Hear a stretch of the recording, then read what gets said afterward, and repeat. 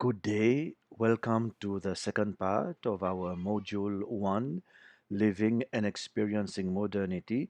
This time we want to discuss modernity and other traditions.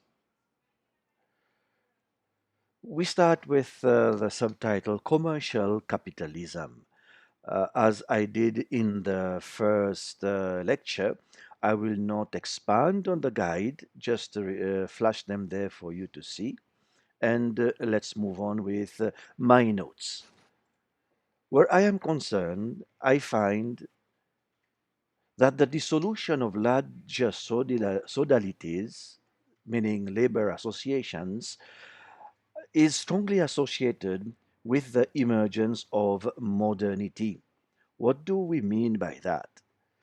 Before the 18th century shift into working arrangements, you had a different labor organization based on what they call the sodality, or a form of labor association that regrouped professions together. With the arrival of modernity, we have a shift to a different kind of labor that we will also discuss in other classes to come. And this led to a new form of differentiation by wealth in which the individual accumulation of capital, which now becomes a form of abstract wealth compared to previously where you could bargain and exchange objects and goods. Now, the abstract form of wealth through money, monetization, becomes the most important thing. And this also leads to the reconfiguration of the class structure, where the bourgeoisie increasingly became the most powerful group in society. Again, building on this, we find the gradual demise of the aristocratic model of fixed status that we already partially discussed in the first lecture. And modernity leads to democratic forms of politics, which become the only source of sovereignty with the demise of the aristocracy. This entire development is dependent in its turn on capitalist economic growth. The sixth point that I want to highlight here is about the nation state. We find here that political formation now depends on the dissolution of older style of groups and communities, and this necessitated what we can call a re-socializing of people into new kinds of identity, this time based on citizenship of a country, of a nation, compared to the previous ones where people were subjects of kingdoms, of empires, and so on. The second point that we wanted to focus on is about alterity as the founding dynamic of modernism. The first point to be highlighted here is about consumption. Remember the distinction between Protestantism and the origin of capitalism and the current form of capitalism based on consumption. This is how now we supposedly define our social selves. There's also the emergence of personal identity compared to previous collective expectations, achieved rather than ascribed, and also temporary. But this also leads to the fracture of the person into a private subject and sometimes versus the expected public identity. In other words, the private experience of life now becomes significant and sometimes gets into conflict with the expected public personalities. The third guide invited us to consider the main concepts of modernity.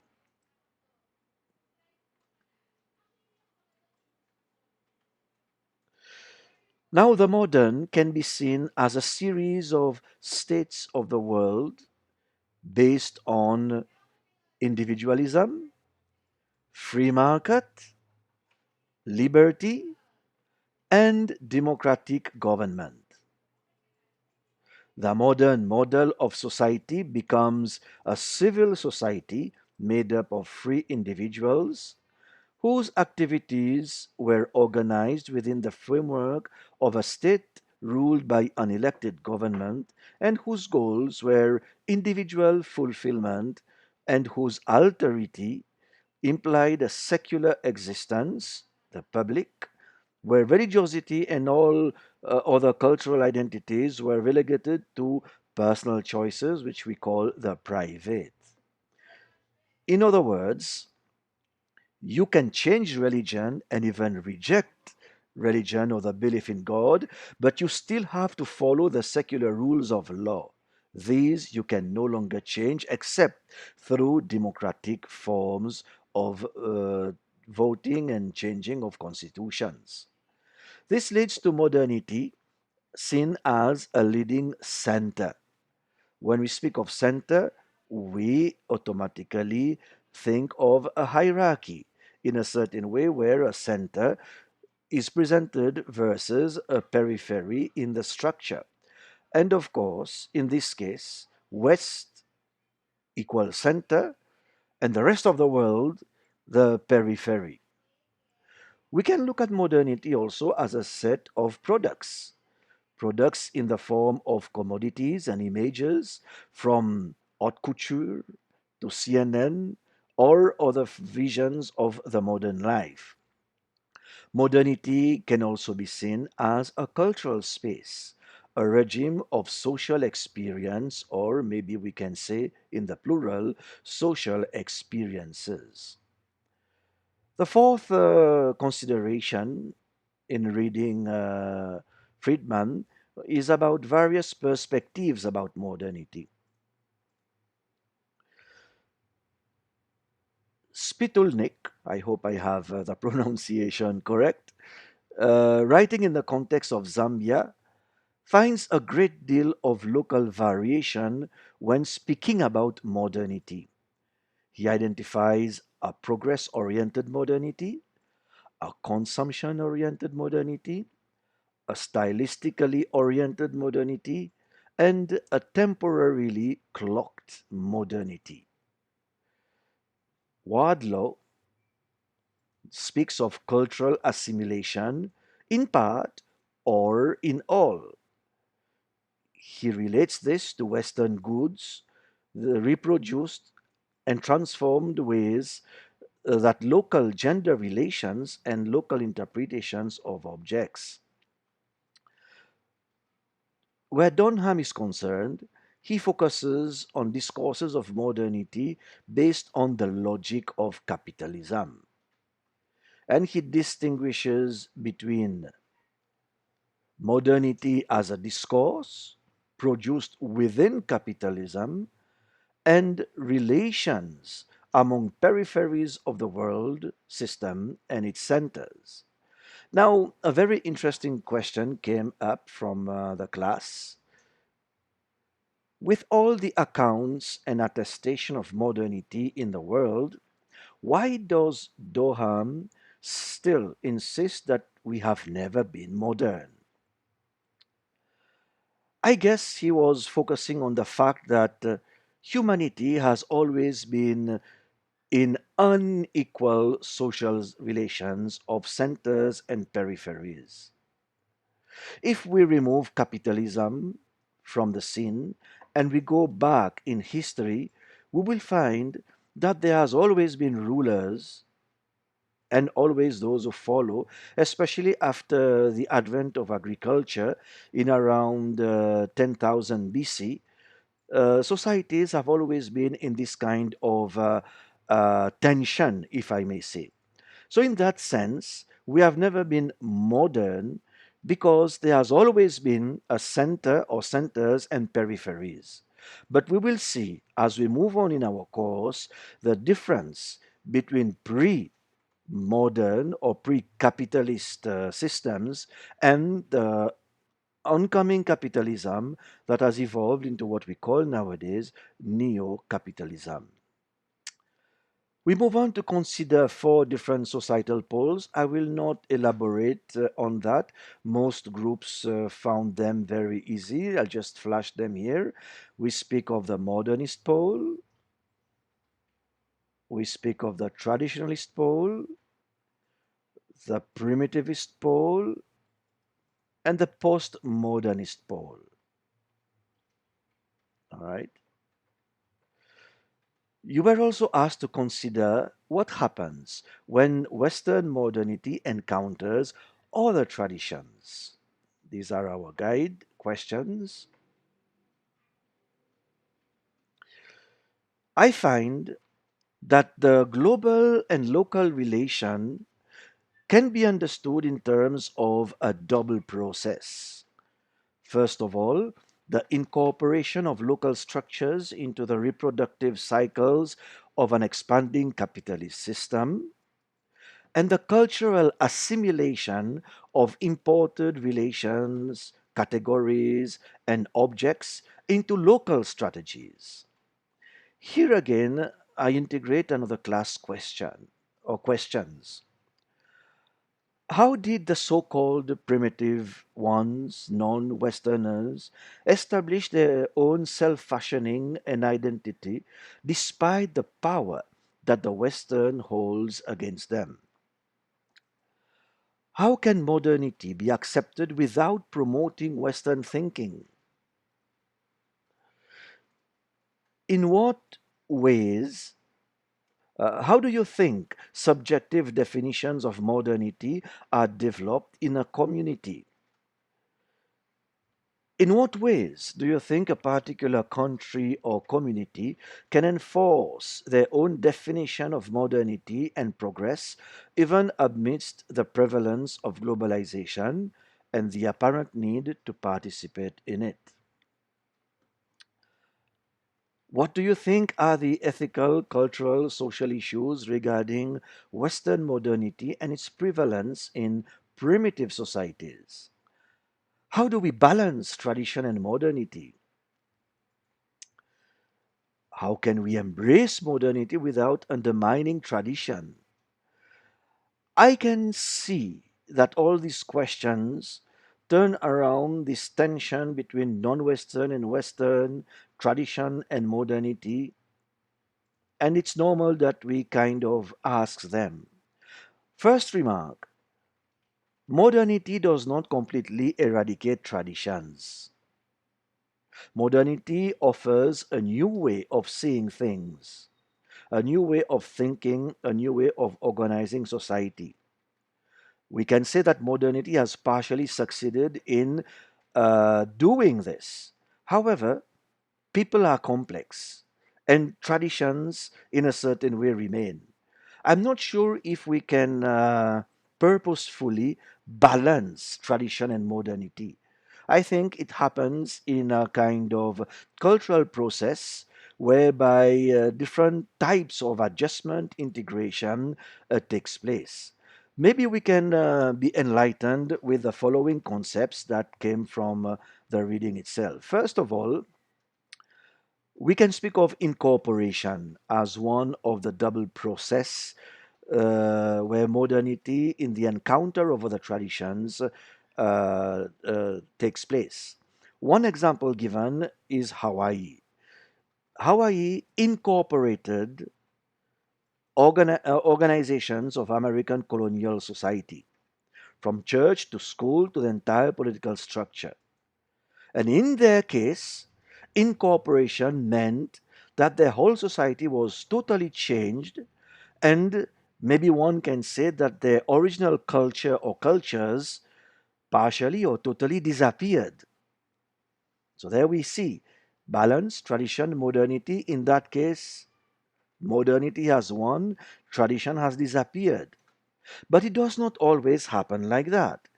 We have the encounter between modernity and tradition that takes place through assimilation. One good example is Papua New Guinea, that assimilated imported formal structures of government from the West. However, they also brought in their traditional how can I say, management of what they call the big man into the Western structure. The big man activity in Papua New Guinea and in several other countries is focused on the prestige of a chief, of a leader who not only organizes a group but has the status of being a significant person for this particular group. Maybe we might think of the barangay captain at the lower level of society in the Philippines, but it is quite different. You vote for the barangay captain. The big man acquires prestige through all kinds of activities.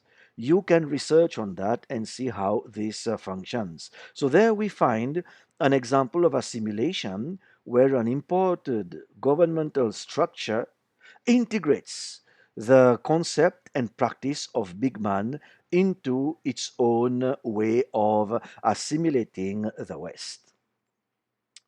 Let's move on to some specific questions. How do sorcery and witchcraft relate to modernity, as the explanation of it was unclear? Now, let us look at modernity as the rational project of the Enlightenment that expected social relations to be conducted by science and reason at the expense of religious beliefs and practices. However, this objective did not always happen. Religion, in all its forms, is still around. However, something did change. Example: current Christianity is deeply shaped by capitalism. It is no longer the same approach as in the aristocratic times. Therefore, current Christianity can be said to be modern. The same goes with witchcraft, sorcery. The fact that these are being practiced in today's world or a bit previously in the modern world, then they take on different goals compared to the traditional beliefs and practice of sorcery and witchcraft. In other words, all contexts shape any practice that we come up with.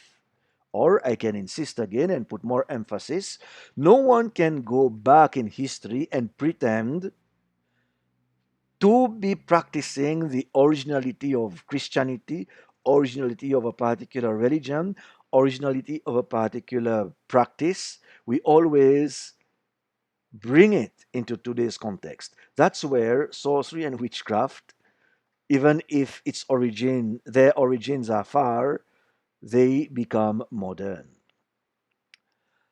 How do we explore modernity as a global phenomenon as opposed to the West centric view of it? And is this West centric view of modernity justified as a proper discussion? I'm not sure, and that's from the class. I'm not sure if this is already answered in the readings, but it was difficult to comprehend the later half of the reading.